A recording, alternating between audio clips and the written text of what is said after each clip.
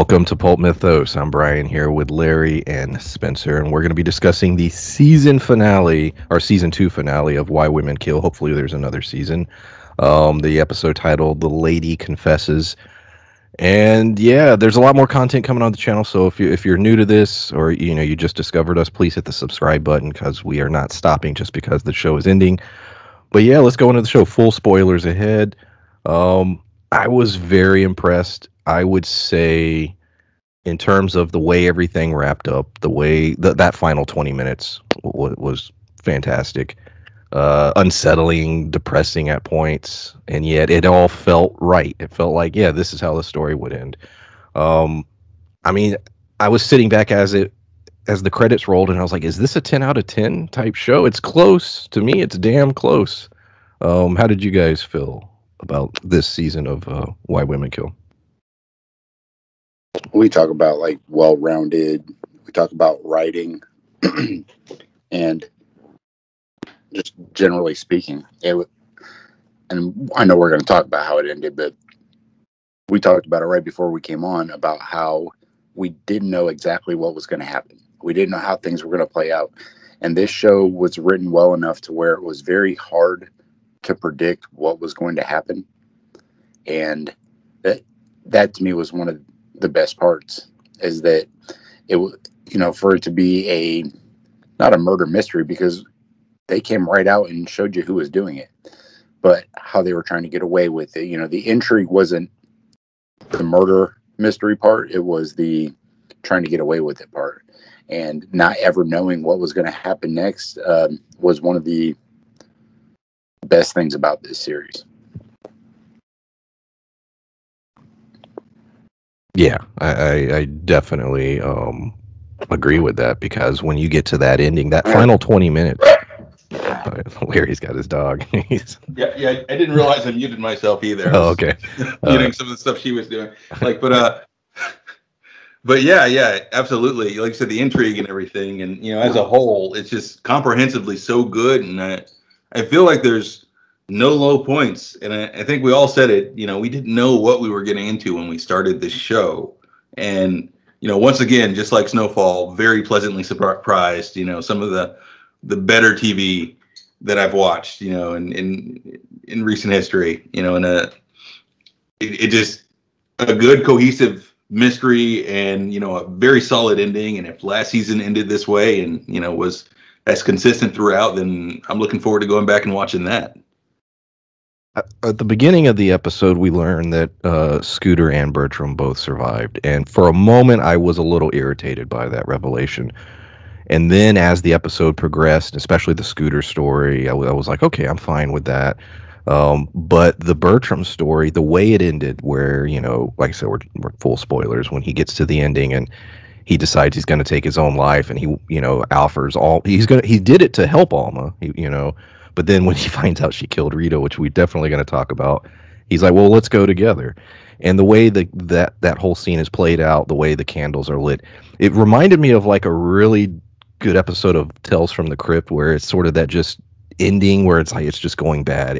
For Alma, everything fell apart, and it's like in the end you're just going to sit there and you're going to die. Now, that's not what happened with her character, but point being, the point I'm trying to make is Bertram surviving and the journey he went on through this episode, and his real ending, I thought was way better than if he had just got killed at the end of last week's episode. So I was very happy with it by the time we got to the end. Well, I think that the way that, because I didn't know what they were going to do with Bertram, I figured they would focus so much on Rita and Alma this episode that there wouldn't be time for that story to tie up. But how they did it actually made not only more sense, it added some gravity and some meaning to the end of Alma's story too. Because we talked about her becoming basically the full villain at this point. And by seeing what Bertram was willing to do and to watch her reaction showed her character doing a complete 180. And that, well, I don't know that she did a complete 180. I think that they kind of alluded to she was always wanting that. She just finally got brave enough to do it. But, this ending for Bertram was 1,000 times better than what I anticipated his ending was going to be. Yeah, same here. And I did mention that Bertram may kill Alma at the end. I wasn't expecting him to kill himself, but it definitely makes sense for the character, given everything they've been through, and it seemed like just all the hiding things and the lies and just the nature of what they were doing and how they were doing it, and finally realizing that he was wrong for the murders that he committed. It was all weighing on him really heavily, and you could tell that the character was getting more and more nervous as the season went on, and developed a drinking problem, and so it really makes sense for his character. And like you were mentioning about Alma earlier, it makes sense for her to out of selfishness, like last minute, even though she sees no way out, just kind of to make a reason not to, and to think that she can spin it and manipulate her way out of it again. It was so it was a very fitting ending for both characters. What were both your thoughts on her taking his glasses as a keepsake? And sort of, for me, it was I'm as a comic book fan, I'm like, man, she's a good villain. Like she's a Batman villain now. like this sort of journey. If you broke her out of prison and somebody took her, like I could see developing this character if you had built it within the realm of a comic book. But what was y'all's thoughts specifically on that action? My thoughts immediately went to, is she gonna, because she wanted to be famous, come the ending, she looks at being the villain as her still getting what she wanted. She's famous now. So when she did that, to me, it made me feel like she was trying to take credit for all of his murders. So that way now she's not just a person who killed her neighbor, which she didn't do. She's not just a person who killed Rita. She's not just a person who killed Isabel or Carlos. Now she has a bunch of trophies. She basically created her husband as a trophy. So it feels as though she's trying to take credit for all of the murders, so that way she looks even more so like a prolific serial killer as opposed to a jaded person. The Garden Club Killer. I love that name they gave her. Yeah, and like Spencer said, I didn't even think about that. The fact that it looks like she's responsible for all those murders because she made this keepsake, and there's the box of the keepsakes, and that kind of escalates her as a murderer. And her taking his glasses, like, I think it shows one other thing too, because it seemed like a legitimate on her part, in her way, a legitimate, like, sentimental action, something to actually remember Bertram by, in a way, and just the fact that she seemed to care last minute after she realized that he actually already poisoned himself and everything, that there was a small piece of her that actually did care about Bertram. I liked that, and it's disturbing. Like you said, these are two people who've done horrible things, but I was happy that Bertram got a peaceful end where he got to say goodbye. Like, it was a moment where I actually appreciated it. I don't know. He was such a bizarre character to root for because of the things he had done. But again, going to the layers, we talked before we started recording about the one thing I sort of felt confident in going in those final 20 minutes was I was like, I don't think he's going to kill Vern. Like, that was the one thing. Everything else I had no clue, but I was like, I don't think he is. And Larry, you were talking about how it's interesting how layered of a character and performance that is, to where, yes, he's a serial killer, but you can sort of feel, yeah, but that's not, he wouldn't do that, Yeah, it's the sort of thing where it's like, you may not like, you likely don't like or believe in his moral code, but you understand his thought process, and it doesn't seem like anything in his character. Yeah, exactly. Spencer, he's muted. Yeah, I was. It was one of those. I unmuted it and then I remuted it and started talking. Trying to do it from my phone instead of a laptop where I can just hit the space bar. But actually, I might set that up today just to see how clear it comes through. Anyway, then to me, we talk about like redemption stories. So we look at Rita throughout the season, going from this manipulative person, and then you find out why she did what she did. Like, throughout the season, you have like this redemption arc for her. You have a redemption arc for Bertram, because although he did murder somebody because they were an alcoholic, not they were dying from cancer and he tried to help them along, he killed somebody because they were drinking. So he had a very twisted view of what help was, but by the end of it, he felt bad about it. Like he wasn't at peace with killing all these people. And we No. talked about last episode when he was seeing the ghost of one of the people. Well, I don't know if it was a ghost, it was more of a hallucination because they were talking to each other. And so he's crazy. Doesn't make it okay, but he's legitimately crazy. So you can kind of empathize with him. Whereas Alma, you're rooting against her because she's someone who had a very good life, but always wanted more. She always wanted to be the center of attention. And by the end of it, she finally got what she wanted. Right. Yeah. And like you're saying, Bertram is a good person, and he's the only one in this series that legitimately seems to have a problem. Everybody else, it was just, selfishness, or, they were manipulating for their own means. Like he's the only established, I guess, true serial killer other than Alma towards the end there. And he's probably one of the, as we mentioned before, one of the better characters, to the point where, like we were saying earlier, you can ascribe so much to him that you'd be like, oh, Bertram wouldn't do this. That's out of character for him to be evil in this way or that way. And it's just really good writing. Two of my two favorite scenes outside of the Bertram finale was Rita and Alma in the back alley. Hell of a scene. Both actresses fucking killed it. Well, literally killed it. Alma did. But the acting, the slight subtleness of Rita, the realization that she'd killed Isabel. The tear, I don't know if you noticed her eyes tearing up, like all the way that whole scene played, and Alma explaining, her stance, and then even the shot of her grabbing the, I guess, screwdriver is what it looked like, and then brutally, killing her. That scene, and then we'll go with that, and then I'll go to the other scene. But yeah, well, guys, what did you see it coming? How did you think that was going to play out? Because I literally, that yet again, I didn't know, and I was very on the edge of my seat through that whole scene because I kept checking the time. I'm like, fuck, there's like 10 minutes left. What are you going to do? Yeah, what I assumed was going to happen was that Rita was going to walk in the front and Alma was going to run away. Like she was going to be like, oh shit. And then she was going to try and cover her tracks.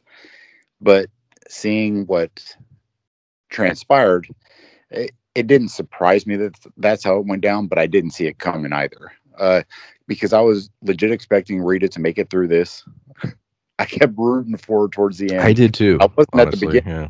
Like at the beginning, I did not like Rita. Super manipulative and everything. But by the end of it, I'm rooting for her. I'm like, man, she's finally got her shit together. She's trying to do the right thing. Even with Scooter. She's talking to Scooter and she's like, you know what? You do what you have to do. I'll be here if you want to come. So like she even made peace with the fact that he might not come. Like she finally became a good person. Meanwhile, Alma is out stabbing people with screwdrivers because they figured shit out. And she was going to kill Vern because Vern figured shit out. Like, she was trying to cover her tracks, but kept making her tracks more prevalent. I love Bertram says that's a great line. He's like, "You're always a murder ahead of me." It's like, Dude, I'm trying to cover your shit up. Yeah, it's like I'm trying to cover this up, but you're always ahead of me. Like, yeah, absolutely. It's definitely one of those things where you saw, Rita become who Alma thought she was, and vice versa. Alma was very much the evil, the threat that Rita presented herself as well. And in that scene, I find it interesting that what seemed to have doomed Rita was, a return to form for her. Her trying to, match wits with Alma and show that she had the upper hand. That's the thing that killed her. If she would have waited on Scooter, and just waited on him to get back, talk to him, and continue with her plan, and stop playing this character, she would have survived this whole thing. And she was like, I'll go through the front door, and then turns her back. Yeah. And and that's what doomed her, trying to be the Rita that we know her as in the beginning of the series, and not the Rita that we discovered she was after, we got her backstory and after Isabel's death, returning to who she is.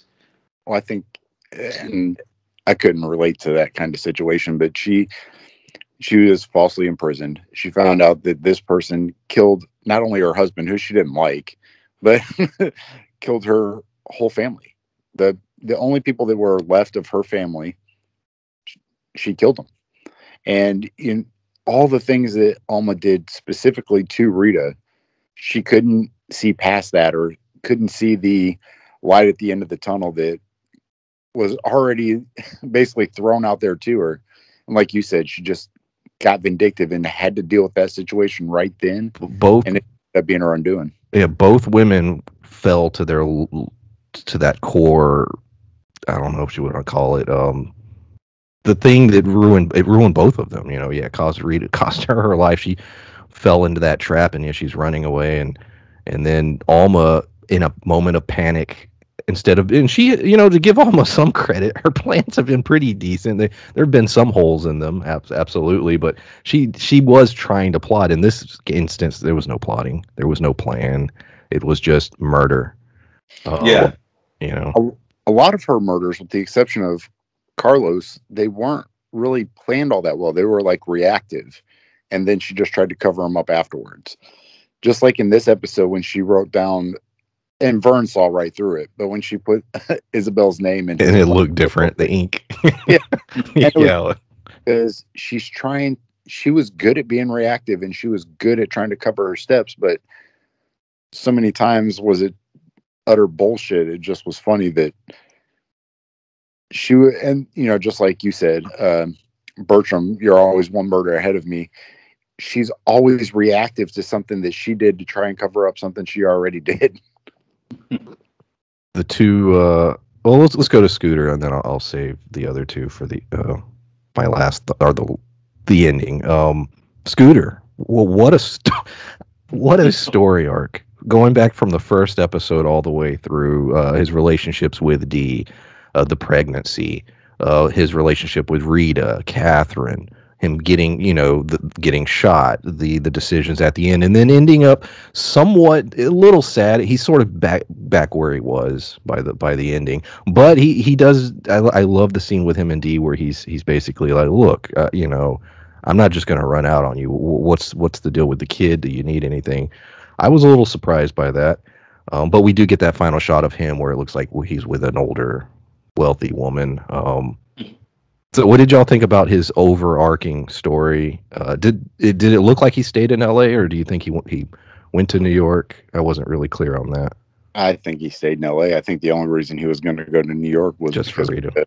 Yeah, and with Rita not in the picture anymore, because even he said, what am I going to do in New York? He's going to be a writer. Yeah, I love that line. She's like, "Don't ruin this." She gave him that look like motherfucker. You be a writer. Yeah, and that's the irony of it. Because of the fact that this story got out, he could. Well, Scooter will definitely never be a writer, at least not a good one. But if he wrote anything, people would be interested in it now. And, likely he could have a fortune off, having people ghostwrite his personal story. Dude, he could write little pulp novels of all these events. Yeah. If you looked at some of the newspaper articles, he said that he witnessed the murder. Yeah, so you're right. He was in the. You're right. Yep, he was a part of the trial. Yeah, to become famous off of something else. So he was already trying to get his name in the limelight through a lie, also, which was, been a theme for him. Yeah. So I wasn't surprised to see a happy ending for Scooter, because Scooter's kind of your comic relief, so you kind of expect it a little bit. He's that character that if things were grim for Scooter, then they're likely going for a very, very dark ending. But I was surprised, like you said, to see how responsible that Scooter's kind of mature in a weird way. He's a dumb guy, but when it came to the baby and it seemed like Dee might need some help, he decided that he was going to stick around and help out in any way he could, because it's his kid. He's like, well, gee, Rita, I wish you had told me I had knocked her up. I love that. Right. Yeah, great story arc. And then we had Vern and Dee. Dee having to deal with all the emotion of everything happening around her, and her even working things out by learning that her mother had told Scooter that about the pregnancy, and sort of connecting the dots and being like, oh my God, she did that on purpose. And then Vern, we called this back at the beginning, Vern being a detective, and he detectives. And by the end, he's piecing everything together, and he's that old gumshoe who's got the case. And I even love the scene where they're interrogating Dee, and he tells his friend, he's like, look, I know more than her. Give me a day and I'll have it all wrapped up for you. Like I thought that was a cool sort of badass flex in a way. Like I got this shit. But Vern Loomis. I loved his story arc. I loved him and Dee. We get the final shot of them, and the baby, and nice little happy ending for them outside of her losing her parents. Outside of her mom being a convicted murderer. Yeah. Her dad killing himself to protect mom that murdered people. She found love, I guess. Yeah. Well, yeah, I was thinking about that too. I was like, my God, this whole thing is going to haunt this family for the rest of their lives. I'm like, even that baby, but like you said, if other than that, happy ending for them, that's true. It's as happy as it was going to be. Scooter's baby's going to be famous because Scooter's famous. So you got a famous dad, an awesome stepdad. Well, what I was thinking about, unless they relocate or something, because I was thinking, when Rita was talking about going to New York, it was one of those things where I was piecing it together, and she's like, I'll reinvent myself. And I was like, you could. And though, the pre-internet, there is no, can you find out who somebody is back then? Of course you could if you dug, but it was a lot easier, I think, to go somewhere and be like, hey, this is who I am. And they'd be like, all right. Where now, a little more difficult. So I don't know. Maybe they go somewhere. I don't know. Maybe he joins gets back on the force or something. I mean, we don't. I mean, we get the nice shot of them holding the baby and smiling, and that's sort of all we get out of it.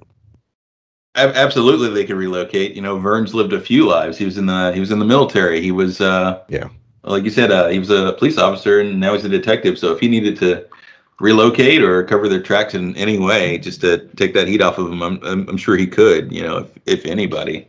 Well, I think what you just said with the reinventing yourself thing, that kind of seemed to be a overarching story for all the characters involved, especially the main ones. Because by the end of it, Bertram didn't want to be that murderer anymore. He didn't feel necessarily good about what he did. Instead of feeling like he was helping people, he didn't feel good about it anymore.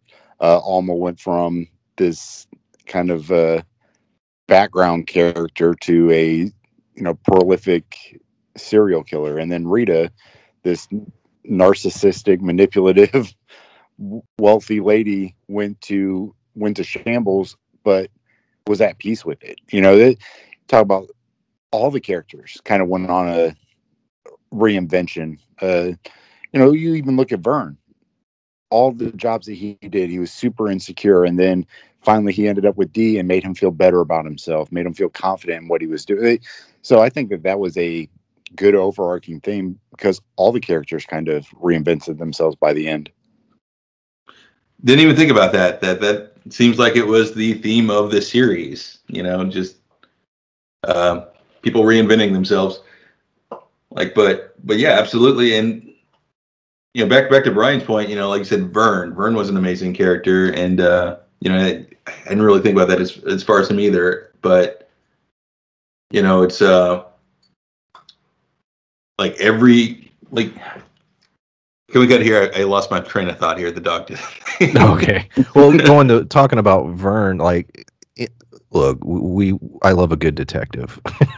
And Larry, you gotta watch Perry Mason, please. Whenever this makes me want to, honestly. You have to. It's so good, and it's the time period. It's not quite the same, but it's close. And it's L.A. shit. So a little more R-rated though than what this show was. But yeah, Vern's a great detective character, so I was enjoying and rooting for him the whole time. Catherine was in it. She was in Yes, she's his sort of girlfriend. Huh. That's right. There's a couple of very similar scenes to what she had with Scooter and Perry Mason. except for it's more rated R. So Yes, as a matter of fact, I don't want to spoil it for you, Larry, but yes, because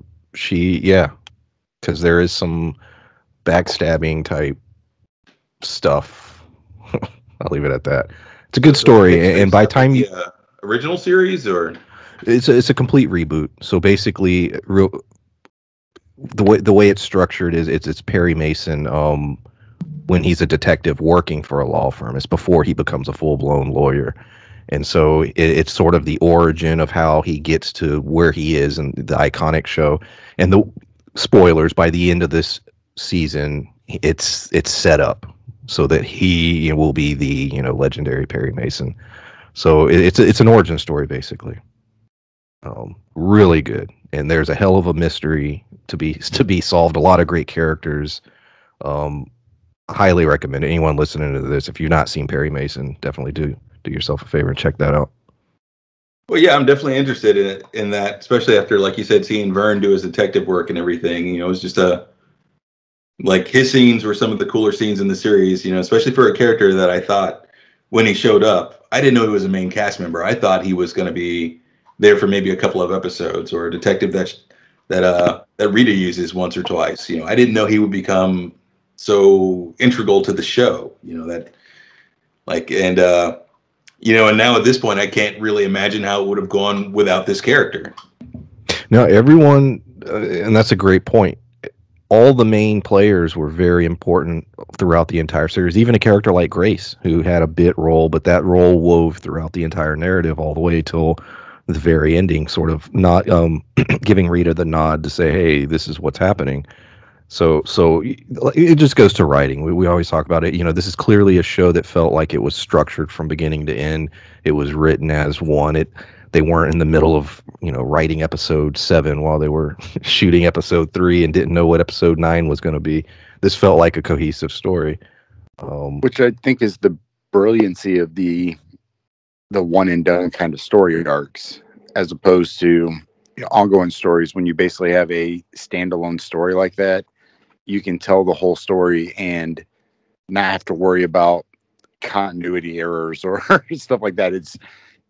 It had a beginning, had a middle, had an end, and it was, like you said, perfectly planned out. But they didn't have to worry about planning stuff out for season 2 or the next season. What are they going to do with Alma? You got a beginning, and then it told the story, and then it ended, and then we're done with these characters, which I think is a brilliant way to handle me being such a fan of movies, and this is a good format to kind of do those kind of things with, and I enjoy it quite a bit. It's a very good in between. I'd have to agree with that. And like some of your better series are done that way, like your Fargos or your American Horror Story. Yeah, absolutely. Even if they have a weak season, you're like, well, there's next season. Right. Yeah. And there's no concern about, okay, we've been going on for 3 seasons now. Is season 4 going to jump the shark? Supernatural. Yeah. I was thinking the same thing, actually. Supernatural should have ended 5 seasons before it did, at least. Yeah. But with this format, it's like, okay, yeah, this season was bad. Well, next season will be about something different completely. Or, if they don't want to make a bad season, or if they do want to continue, maybe they'll address some different events in the same town, just a season later or so, or when they're ready to have a story in that setting. So I think it makes for better storytelling, to be honest. Did either of you watch the 3rd season of True Detective with Stephen Dorff and the guy who's casted to play Blade? I still haven't seen that one. I watched the first 2 episodes, and no, I didn't finish it. No. I really enjoyed it, and I like True Detective. I even liked the 2nd season that a lot of people didn't like. It was I love different, the 2nd season. but I loved it. But watching that show, it's a completely different story. It's not in the same town. It's not anything. But there's one line of dialogue reference some stuff happening in Louisiana, which was a reference to season 1, and that is a great way for me as a viewer to tie stuff in. Like they don't have to, go full bore. They don't have to have stories that intertwine, but to show that it's in like the same universe, all they did was one line of dialogue, and that was it. And I think that that's a great way to do these standalone stories, but still make it known that all these things are happening in the same kind of, I want to say universe, because we get spoiled Well, yeah, like Marvel, our own things, but I'm enjoying the anthology style of storytelling, but yeah, it is set in in the same world, just different locations or time periods. And lately, I think I'm preferring this style of storytelling just because of bringing up something like a supernatural. I mean, my God, certain shows just keep going and going and going, and they get way off the rails. I like the idea of being able to, and even like a show like Fargo, where it's like, yeah, you can pick any season and watch it, and you're good. You know, if you watch all of them, cool, you get a bigger piece of the picture and you understand more. But you technically could jump in at any time. Same with Why Right. Women Kill. Yeah, and and like Fargo's a good example because that's a good way that they continue plot they continue stories with characters from previous seasons, but it's not about that previous season. Sometimes like, could you imagine getting another season of this, but it's in a different era or different setting and a different time, and you're dealing with an older, richer Scooter, but he's not your main. He's a I would character love that comes that. into the show. I hope that's Mark Cherry. If you're listening, do that. That would be great. you just have a rich Scooter being like, there was this one time that, I heard about this murder and I witnessed it and all this stuff. It's similar to what's going on now. And then just tell the news story.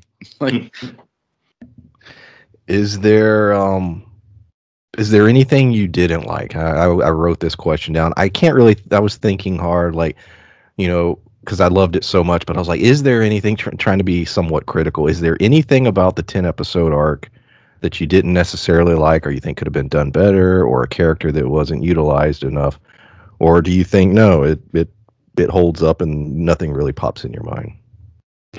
there's only one thing that I don't want to say I didn't like it, but I felt like the boyfriend that came in episode 2, Mm-hmm. they referenced him one other time, and he gave Bertram money, but I kept feeling like he was going to be way more important to the plot come later, but he wasn't. So, and that's not even a complaint because he wasn't vital to the plot, and the way her storyline went, it wasn't really that important. I just kept expecting it, and to not see it, I was like, oh well, damn. But other than that, and that's not even really a gripe, it was just kind of like an observation. I can't really think of anything that would have caused me to dislike it or not to recommend this to everyone. I was actually going to say the same thing Spencer just said. It's the only thing that seems like sort of like, and it wasn't super plot relevant, so it's okay if they dropped it. But it seems like maybe they filmed something extra or they had something extra with that character written, but maybe they felt it didn't serve the plot, so they dropped him. But other than that, it seems pretty perfect, pretty well put together. Like, it's not my favorite show of all time, but it's cohesive. It feels very complete, and I was definitely entertained and on the edge of my seat every episode. So there's very little that I don't like about this. Yeah. Oh, go ahead. I was just gonna say, like Larry said, I wouldn't put it in my. As far as seasons go, it's probably in my top 10 favorite seasons of all time. But as far as overall shows, it's not because, you did. I don't feel like there was enough time to draw those connections to the characters, and that's the only difference I think with the difference between the anthology versus the longer running shows, because like Arya is my favorite character in the books and one of my favorite characters in the Game of Thrones show. But if they just did like an anthology series with her, I wouldn't have had that same connection with that character. So although I think that this is an amazing way to tell a story, I didn't feel as connected to the characters as I would had it ran longer. But to me, that's not detrimental to their storytelling, because I still think they did a phenomenal job. So I guess that's the only drawback to doing shorter stories like this. It's funny you say that because when we did Mayor of Easttown, like that's a show where by the end of this show, I felt closure. I was like, yes. At the end of that show, the story had closure, but I legitimately want to spend more time with those characters. And I know they were talking. I don't think there were plans to make another season of Mayor, but Mayor was a show where I'm like, man, I sort of want another season. I want to see these characters again, but then you run the risk of what they're going to have another major murder and in this one little area. You know what I mean? It gets a little ridiculous if you keep going. It depends on how they do it. So I don't know, but that was an example of a show where I was like, I want to see these characters again. I want to see what they're up to. Yeah, absolutely. With Mayor of Easttown, whereas this felt, everything felt good and settled, and like everyone's ending felt solid and appropriate for their character. It's like, but like I said, I wouldn't feel bad about seeing these characters pop up in later seasons. Like I love that idea. Yeah, that'd be pretty cool. We could go back, we could go forward. I think Fargo does both. We could see Vern while he's on the force, a younger Vern. Mm-hmm. Fresh back from the war, maybe, or before the war, right? Yeah, absolutely. Yeah, I think like I said, having Scooter basically be the narrator for the next season, just be like, there's some crazy murders going on. I remember when I was young and this happened. I wonder what was going to get.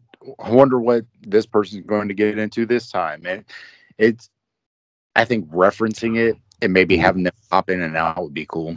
Or a show focusing on Dee and Scooter's kid. Yeah. And then you could have them, in it as well. Well, yeah, and you could have a sort of thing where, it's sort of thing where Scooter's rich and famous because this and that, and you have no idea who your narrator is, your main character, other than who they told you they are. And there's a scene where they need to go to someone where they're short on money, and they're like, well, you can talk to your dad. And he's like, I don't want to go to my dad for money. I don't really talk to him like that. And it turns out it's Scooter, and we could even have scenarios where because we're not getting his perspective, if you hadn't seen previous seasons, Scooter seems very smart and in the know just because of the previous events of this series, so it sort of seems like, hey, Scooter's figuring things out. This old rich guy kind of, he knows some stuff, but it's like, no, he's been through this kind of thing before.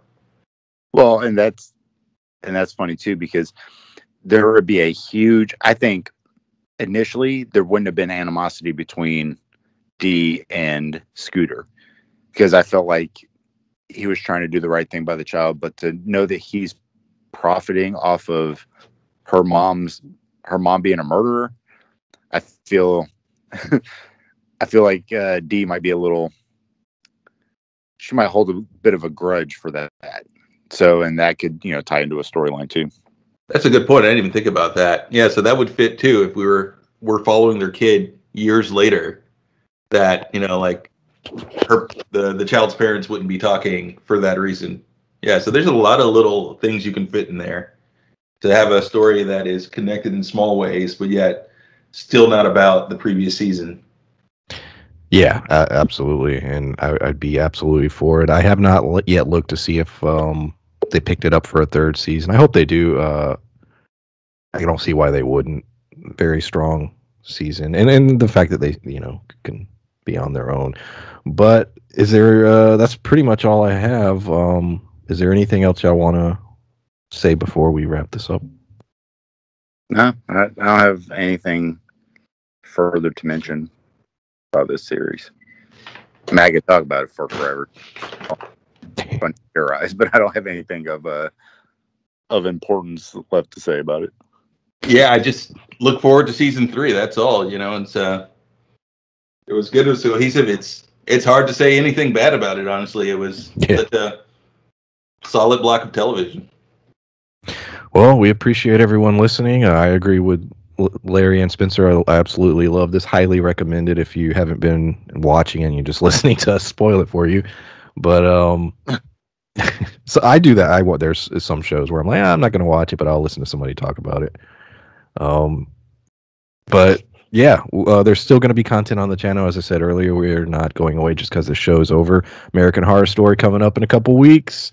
We'll be doing that double feature. Macaulay Culkin going to be in there, and we'll also until then there'll be a couple of movie reviews that'll be going up over the next few weeks, and then there's a couple shows we haven't discussed it. We'll discuss it and decide whether or not we're going to cover them or not. But point being, there's a lot of content on the channel, and by the time we get to September, there may be too much content to go on the channel. We'll have to figure out how we're going to do it all, but look out for that. Appreciate everyone listening, and we will see y'all next time. Bye. Bye.